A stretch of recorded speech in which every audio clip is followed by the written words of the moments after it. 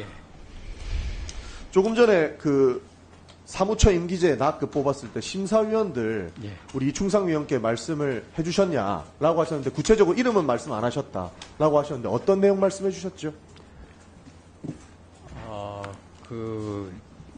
우선 그 낙급 직원들을 뽑는데 아니 뭐 얘기해 줬냐고요? 지금 시간이 없습니다. 예? 무슨 얘기해 주셨습니까? 직원들이 편향적이라는 얘기를 했습니다. 우리 낙급 그러면 직원들의 심사위원들이 편향적인 이야기를 이충상 위원께 해드렸고 이충상 위원이 그것을 언론에다 이야기를 한 거네요? 아니 그런 부분에 대해서 그 원인이 무엇인지를 좀 알아봤으면 하고 그런 정도. 그러니까 위원장님께서 직접 그 심사위원들이 편향됐다라는 말씀을 해주신 거네요? 저는 뭐 구체적으로는 그 얘기는 안 한 것 같습니다. 뭐라고 얘기했습니까? 정확하게 해주십시오. 이충상 위원께 어떤 얘기를 했는지 정확하게 제가 해주십시오. 그 구체적으로 지금 기억이 없거든요.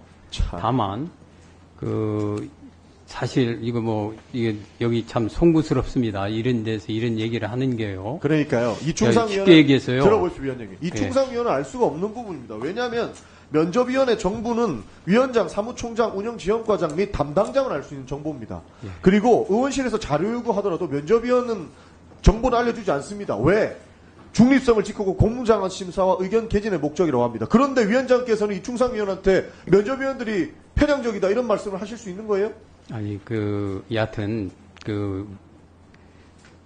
여하튼 선임된 우리 낙급 위원들에 대해서는 사실은 뭐 아니 선임된 사람 말고 그 심사위원 정보 알려주셨냐고 예, 묻는 거지 않습니까, 지금? 두 분들이 하신 사실 여태까지 그 부분도 일부 파행적으로 운행되고 있습니다.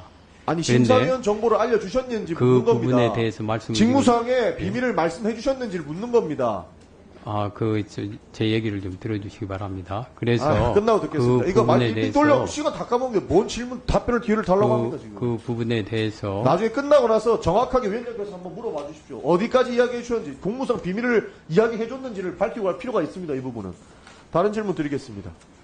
위원장께서 좀 전에 말씀해 주셨다시피 상임위원회가 지금 8주째 안 열리고 있다. 예. 자리 배치 때문이다. 이런 얘기를 하셨어요. 그리고 김용원 위원께서는 왜 사무총장이 내 앞에 앉아있나 이런 얘기를 했다고 언론 보도도 나왔습니다. 그 당시에 그 자리 배치 때문에 지금 8주째 안 열린 게 맞습니까? 그때 당시에 맞습니까? 아닙니까? 전부 다는 아닙니다. 일부는 제가 그럼 취임하고 8주째 안 나서 열리는 이유가 자리 배치 때문은 몇 번입니까?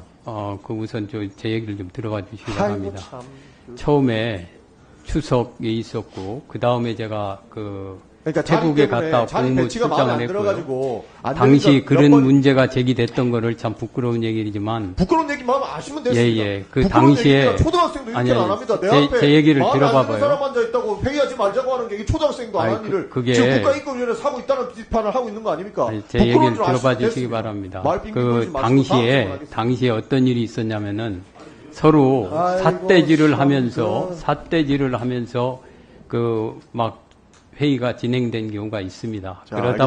보니까 그때 상호 감정이 좀 양쪽이 다 그러니까 내 격화된 마음에 안 것으로 드는 사람이 보입니다. 앞에 앉아 있으니까 나 이거 회의 못 하겠다 하는 거 그렇게 해가지고 몇 번 파행됐다는 거 아닙니까? 그러니까 이거 초등학생도 안 하는 짓을 인권위원회가 하고 있다라고 비판을 하는 건 아닙니까? 위원장께서도 부끄럽다고 말씀하셨죠? 그럼 부끄러운 짓 하신 겁니다. 이렇게 운영돼서는 안 된다는 겁니다.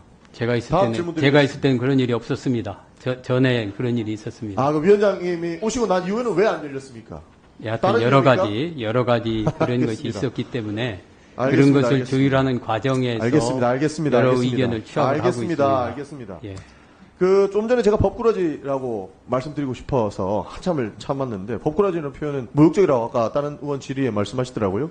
좀 전에 우리 존경하는 모경종 의원께서 말씀하셨던 거, 기존 3일에 합의제로 운영되던 거, 4인으로 늘리고 1명, 2명이라도 반대하면 기각되게 하는 거, 이거는 법리적으로는 문제없다. 이렇게 답변하셨어요. 맞죠? 그거는 다수의 의견이 그날 자. 11분 중에 8분이 찬성을 하신 아닙니다. 알겠습니다. 예. 그게 왜 그런지 보니까 2023년 8월 김용원 인권위원회 치매 1소위 위원장께서 정의기억연대 수요집회에 대한 혐오 세력의 방해 사건에 대해서 그 진정에 자기가 해당 사건에 대해서 반대 의견을 내고 일방적으로 기각선언을 했다고 합니다. 이게 위법적인 소위 운영이라고 문제 제기되니까 김용원, 이충상, 한석훈 상임위원 등 3인은 소위원회 중 1인만 반대를 해도 진정을 기각할 수 있도록 운영기척을 바꾸려는 시도를 했어요. 그때 당시에 손두환 전 인권위원장이 이거는 사회 각축의 이야기를 들어야 된다라고 유보를 했다는 겁니다. 근데 김용원, 이충상 의원은 위원은 자신의 의견이 간섭되지 않았다는 이유로 회의를 계속 보이콧했었어요. 그리고 지금 뭐 월급도 반납했다고 얘기를 했습니다. 그런데 문제는 뭐냐?